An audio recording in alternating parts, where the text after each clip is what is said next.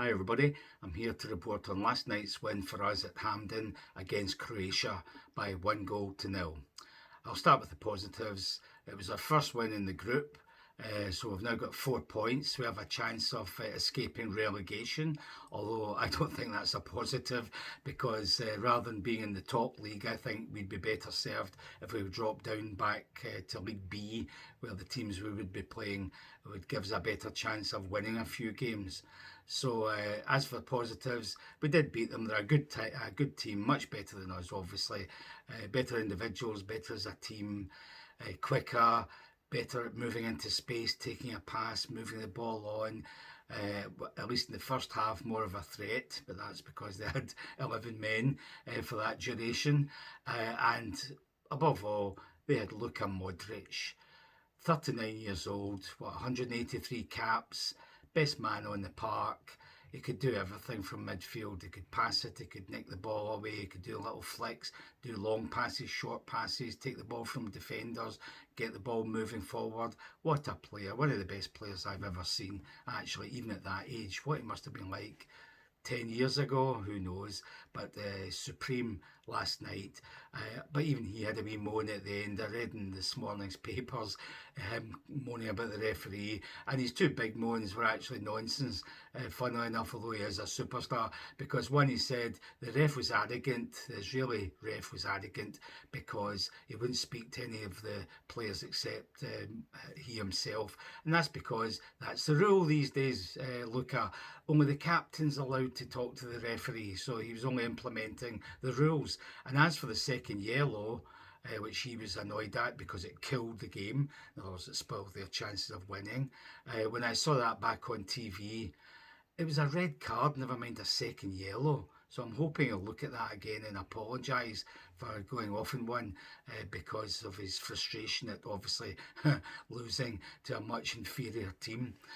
When the game started, the whole first half, first 20 minutes, they had 3 chances to score and they spurned all of them, thankfully for us. It took us 20 minutes to have a good move, which came up the right wing. Ben Doak actually managed to get in front of the guy, bore in and go.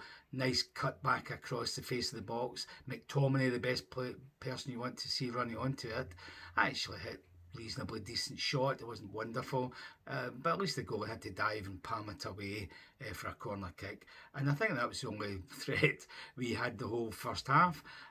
They had another couple of half chances, but it was looking pretty grim. We couldn't see ourselves even hanging on for a draw the way it'd been going. And then a minute before half time, second yellow for the striker, Susic, I think his name was, and he was off, red card, he was off after much arguing towards the referee.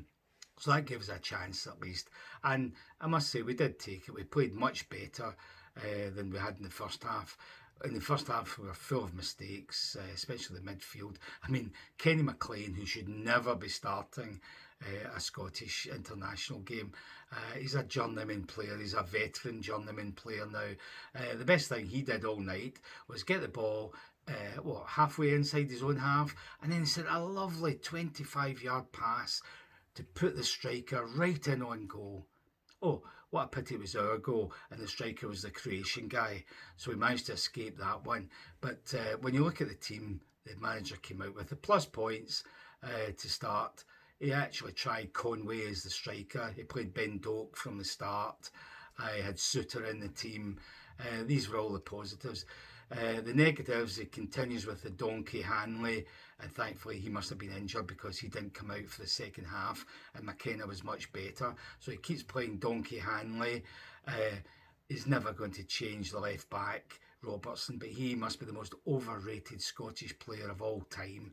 He's absolutely hopeless now. He doesn't even get up the other end very much. At least he used to do that, even although he didn't actually create very much. He certainly didn't score any goals when he was at his peak. So now he's not even a regular. He's not a regular. He's not even a first choice in the Liverpool team. In fact, when you looked at the back four, it was full of that. You had Fat Tony Ralston, not a first choice Celtic right back. Suter, he's a first choice. Hanley can't get a game for Norwich, and Robertson's now not an automatic first choice for Liverpool. And then you've got a 40-odd-year-old goalkeeper behind him. Not exactly a great defence. Just as well, Suter had a great game. He was the best defender we had last night. And then the midfield, journeyman fat Kenny McLean accompanying Billy Gilmer. So at least they changed the formation. So it was a 4-2, they were the two, 3-1. And the three in midfield, you had Ben Doak, best man in the team.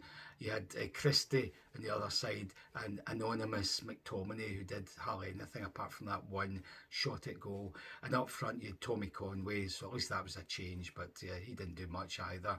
So not a good starting 11.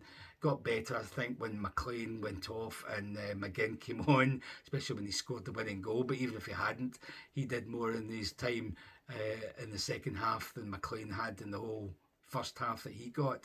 But to get the winning goal, obviously, was a bonus. So well done to McGinn. He should never be out the team, obviously. So we did play better in the second half. We made chances. Billy Gilmer alone had two shots that he should have put in the net, and one went into Rose Ed. So he was really disappointing when he was getting shots from the edge of the box and making a total mess of it. So we did have chances. Ben Doak played much better in the second half, taking on apparently the Man City left back and running riot, getting to the byline, getting balls into the box. That's how we scored our winner.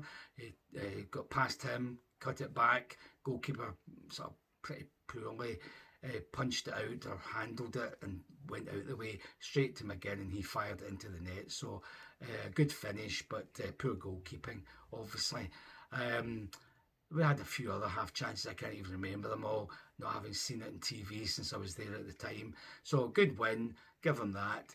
Let's hope we see more changes in the coming months, especially if we go back into League B, and especially when it comes up to the World Cup qualifiers. It's quite disheartening. I get a programme when I go to a game and I look at it before the match starts, and it's always disheartening. Practically every team you look at, the lineup, the squad. I mean, last night they had two Man City players, a Real Madrid player, Ajax, PSV Eindhoven, Atalanta, Fiorentina, Lyon. We've got guys from Bournemouth, Birmingham, Middlesbrough, Norwich. Two guys start from the Norwich team, not even one of the best teams in the Championship.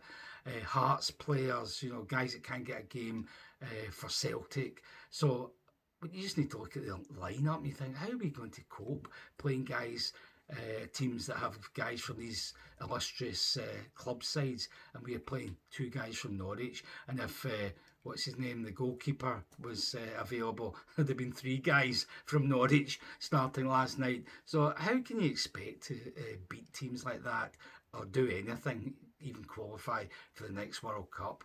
I can't see us doing it unless the manager really bites the bullet and starts playing younger players and players who can do something different and actually take on these teams who have got more illustrious players, because they're not frightened of them, and they'll have a go at them and do their best. And with a crowd behind them, we should be capable of beating most teams at Hampden, but not the way we've been going in the last few years. So to get a win was worthwhile, even if it's not ultimately going to help us any survive in League A. But as I said before, who wants to survive in League A? We want to go down to League B and get the kind of teams we might actually be able to beat home or away in some cases. So an enjoyable ending to a game. At least I saw Luka Modric before he retires, presumably, and I can say that to my grandkids, or Hallie, my great-grandchild. I'll bring her up on tales of Luka Modric and Ronaldo, whom we saw at the last Hampden game, when we actually drew in that one. So maybe things are looking up. Maybe I should be more positive than I've been in this broadcast. So on we go to Poland. I think it's Tuesday.